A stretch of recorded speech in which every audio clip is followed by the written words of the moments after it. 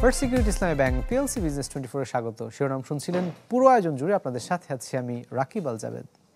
ভিগো wire guard প্রয়োজন মতো বাঁকানো যায়, অধিক চাপেও ভাঙে না। ভিগো 2025 সালের মধ্যে পোড়া ইটের ব্যবহার কমাতে চায় সরকার। সে লক্ষ্যে autoclave aerated concrete, AC block ও প্যানেলের দিকে বাড়ছে নজর। আমদানি নির্ভরতা কমিয়ে সেখান থেকে বেরিয়ে আসতে এবং পরিবেশ ভারসাম্য রক্ষায় এ ধরনের প্রকল্পে বিনিয়োগ করেছে নির্মাণ খাতের অন্যতম প্রতিষ্ঠান ম্যাক্স গ্রুপ। সরকারও এ ধরনের প্রকল্প বাস্তবায়নে সহায়তা দিতে চায় প্রতিনিয়তই, কমাতে চায় কার্বন নিঃসরণের পরিমাণ। ইফতেখার আলমের রিপোর্টে বিস্তারিত। দেশের উন্নয়ন কর্মকাণ্ডের অনন্য উপকরণ পোড়ামাটির ইট, কিন্তু অর্থনীতিতে এই পণ্য মূল্য সংযোজন ঘটালেও তার জন্য ধ্বংস করতে হয় বিপুল পরিমাণ উর্বর মাটি, সাথে কার্বন ডাই অক্সাইড দূষিত করে পরিবেশ।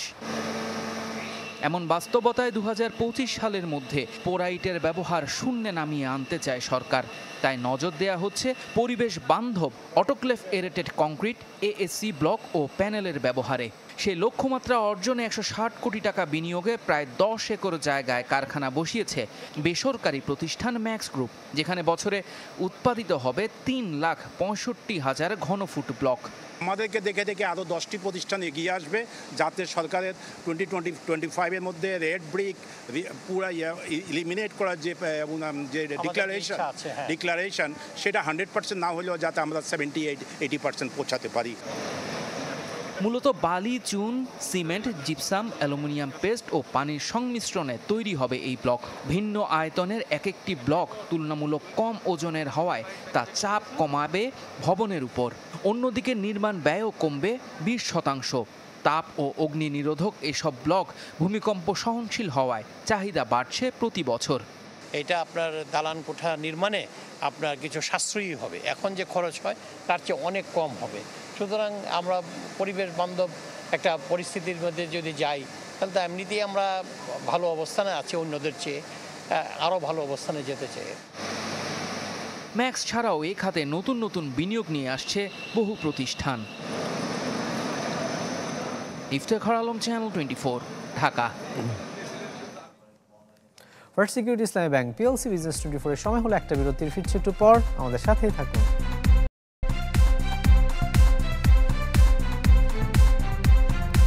বিরতির পর আবারও স্বাগত ফার্স্ট সিকিউরিটি ইসলামী ব্যাংক পিএলসি বিজনেস 24-এ। গরমের উত্তাপ ছড়াচ্ছে সবজির দর, সাথে ঊর্ধ্বমুখী আদা রসুনের দামও না কমে উল্টো পথে আলু পেঁয়াজের দরও। দাম বৃদ্ধির পেছনে বরাবরের মতো সিন্ডিকেটকে দুষছেন ক্রেতারা, সাথে বাজার ব্যবস্থাপনা ও তদারকি বাড়ানোর জোর দাবিও জানিয়েছেন তারা। তীব্র গরমের উত্তাপ যেন লেগেছে সবজির বাজারে। নেই সরবরাহ সংকট, তারপরও গলা কাটা দাম। রাজধানীর মোহাম্মদপুর বাজার ঘুরে দেখা যায় প্রতি কেজি করলা, পটল, বেগুন বিক্রি হচ্ছে 80 থেকে 100 টাকায়। কাঁচামরিচ, সজনে ডাঁটা 100 টাকার ওপরে। 40-50 টাকা শশা পাই, আমি শশা কিনলাম 100 টাকা করে। হ্যাঁ, মানে কোনো যার যেটা ইচ্ছে, এক জায়গায় 80 টাকা, এক জায়গায় 100 টাকা। কমিউনিকেশন যেটা আর কি, ট্রান্সপোর্টেশন, এখানে পৌঁছানো পর্যন্ত যে মধ্যস্বত্বভোগী বা যেসব লোকজন আছে, আমার মনে হয় এইখানে আমাদের একটু কাজ করতে হবে। যতদিন সিন্ডিকেটটা সরকার নিয়ন্ত্রণ না করতে পারবে, আপনার রিপোর্ট করে কোনো কিছু হবে না, সাধারণ জনগণ কোনো উপকৃত হবে না। আমাদের খাওয়া কমাই দিতে হবে, তার বিকল্প কোনো কিছু নেই, আর তাহলে উৎপাদন বাড়াইতে হবে। নতুন করে কেজিতে 20 টাকা বেড়েছে আদার দাম। মানভেদে বিক্রি হচ্ছে 220 থেকে 240 টাকায়। দাম বাড়ার তালিকায় পিছিয়ে নেই রসুনও। দেশি ঠেকেছে 180 টাকায়, আর আমদানিটাতে গুনতে হচ্ছে 230 টাকা পর্যন্ত। আলু 60 টাকা কেজি আর পেঁয়াজ 70। হঠাৎ দেখা যায় একদিন পেঁয়াজ কিনছি 100 টাকা, পরে 60 টাকা। মানে নিয়ন্ত্রণটা আসলে প্রপার না, এই কারণে আসলে ওঠানামা খুব বেশি। দামটা হঠাৎ করে বাইরে আসে ঈদের পর থেকে মাল ঠিক মতো আসে না, এই কারণে দামটা এখন বেশি। মশলার বাজার বাড়তি অনেক দিন ধরেই। জিরার দাম কিছুটা কমলেও চোখ রাঙাচ্ছে এলাচের দর। কেজিতে 200 টাকা বেড়ে বিক্রি হচ্ছে 3,500 টাকা পর্যন্ত। যে জিরাটা আমরা ভালোটা আপনার 900 টাকা 1000 টাকা বিক্রি করছি, ওই জিরাটা এখন 600 টাকা আসছে। এলাচ কেজিতে 300 টাকা 250 টাকার মতো বাড়ছে। কালো টাকা এবং অবৈধ টাকা যাদের আছে তাদের জন্য ভালো। এটা 3 কেজি 5 কেজি চিংড়ি মাছ 1500-1600 টাকা, এটা ম্যাটার না। বাজার ব্যবস্থাপনায় দুর্বলতার সুযোগেই জনজীবন বিষে উঠছে বলে অভিযোগ সাধারণ ক্রেতাদের। মইনুল হাসান, চ্যানেল 24, ঢাকা। দর্শক, কোরবানির ঈদের আর মাত্র 1.5 মাসের মতো সময় বাকি রয়েছে। এর মধ্যে ধীরে ধীরে মশলার বাজারে দামের একটি বাড়তি আমরা প্রত্যক্ষ করছি। এই মুহূর্তে বাজার দরের সবশেষ খবর জানাবো আপনাদের। রাজধানীর শান্তিনগর বাজার থেকে সরাসরি যুক্ত হচ্ছেন সহকর্মী মাসুম মিয়া। মাসুম, আপনি রয়েছেন শান্তিনগর কাঁচা বাজারে, সেখানে আসলে কেনাকাটা করে সাধারণ যে ক্রেতারা রয়েছেন তারা স্বস্তি পাচ্ছেন কিনা? মশলার বাজারে দেখতে পাচ্ছি আপনাকে, সেখানে দামের যে হেরফের সে বিষয়টি একটু জানাবেন। রাকিব, স্বস্তির যে কথাটা বললেন সেই স্বস্তি কিন্তু বাজারের ভিতরেও নাই, বাজারের বাইরেও নাই। অর্থাৎ বাইরে যে তাপপ্রবাহ প্রবাহ চলতেছে সেটা কিন্তু প্রভাব পড়ছে এই বাজারের ভিতরেও। বাজারে ঠিক গরমের প্রভাব যতটা পড়েছে, ঠিক দামের প্রভাব তার চেয়ে অনেক বেশি পড়েছে।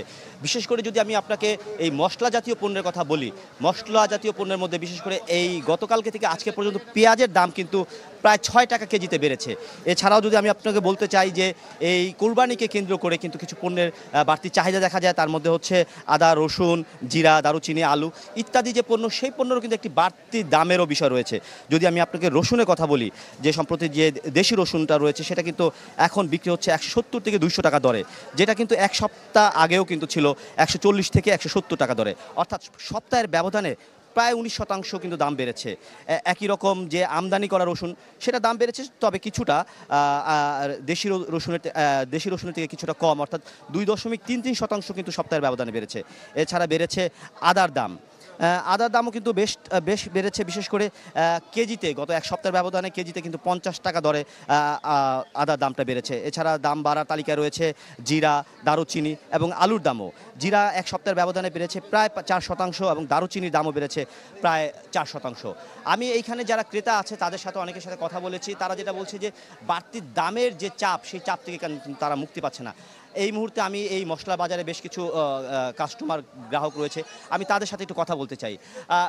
আপনাকে সাথে একটু কথা বলতে চাই যে এই যে বাজার পরিস্থিতি আসলে দামটা কত সহনীয় রয়েছে, যে রাষ্ট্র ব্যবস্থা সংস্থাগুলো রয়েছে তাদের তদারকিরা কতটা দেখছেন? আসলে বাজারের যেই দাম, এতে আমরা না বিশ্বাস, তীব্র তাপদাহে যেভাবে না বিশ্বাস, বাজারে আসলে তার থেকে বেশি আমরা না বিশ্বাস হয়ে যাই। কারণ আয়ের সাথে আমাদের যে ব্যয়টা সেটা কোনোভাবেই সামঞ্জস্য হচ্ছে না, এবং বাজার মনিটরিং নাই। যদি থাকতো তাহলে আমাদেরকে এসে এইভাবে বাজারের যেই পরিমাণ দাম, সরকার তার কোনো নিয়ন্ত্রণের চেষ্টা করতেছে না। সরকারের উচিত ছিল এই বাজার পরিস্থিতিটা নিয়ন্ত্রণ করা, জনগণের দিক তাকানো। রাকিব, আপনি যেমনটি শুনছিলেন যে এখানকার যারা ক্রেতা রয়েছে তারাও কিন্তু একরকম হতাশার কথাই বলছে। বিশেষ করে রাষ্ট্রীয় সংস্থাগুলো যে তদারকির বিষয়টি, সেই বিষয়গুলো নিয়ে কিন্তু তারা একরকম হতাশা রয়েছে। তো এই বাজার থেকে সর্বশেষ ছিল আমার কাছে রাকিব। মাসুম, আপনাকে ধন্যবাদ। দর্শক, রাজধানীর শান্তিনগর কাঁচা বাজার থেকে বাজার পরিস্থিতির সবশেষ খবর জানাতে যুক্ত হয়েছিলেন সহকর্মী মাসুম মিয়া। এর সাথে ফার্স্ট সিকিউরিটি ইসলামী ব্যাংক পিএলসি বিজনেস 24 সম্মেলন আরেকটা বিরতি নেওয়ার, আমাদের সাথেই থাকুন। ইন্টারন্যাশনাল স্ট্যান্ডার্ড ইউনিভার্সিটি ও ব্যাংকার্স ওয়েলফেয়ার অ্যাসোসিয়েশন বাংলাদেশের মধ্যে একটি সমঝোতা স্মারক স্বাক্ষরিত হয়েছে।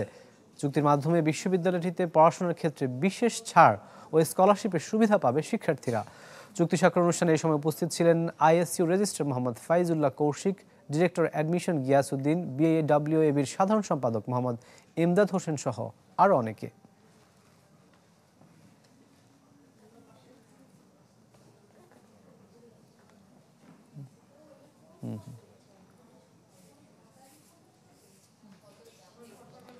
200 বছর ভারত শাসন করা ব্রিটিশ রাজ্যে ডাব্বার হানা।